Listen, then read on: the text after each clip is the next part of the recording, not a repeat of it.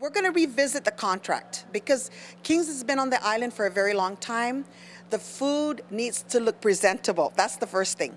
Because as adults, if the food doesn't look presentable, let alone the children, they're not going to eat the food. Reports on the food served in the public schools have captured the attention of board members to hold a work session to discuss the issue. Guam Education Policy Board member Evangeline Cepeda says she will be inviting all administrators of outsourced cafeteria schools to ensure proper procedures are being followed. Because some school administrators are open to this. Give as much as if the children are hungry, give it.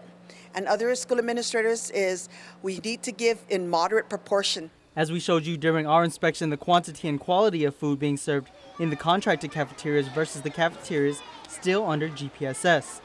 King's Restaurant Director of Operations Paul Cruz says they've been contracted with GPSS for over 6 years, and since then the amount of food being served has decreased due to federal guidelines. Despite complaints from students regarding the preparation or findings of expired foods, Cruz says weekly reports are given to his office. The meals actually go through what they call acceptability report, and that acceptability report is signed by the school level heads, the principals actually, or their designee. He adds no negative complaints have been deferred to the company. Cruz says second helpings are allowed at the end of the lunch periods, but only if there's extra food.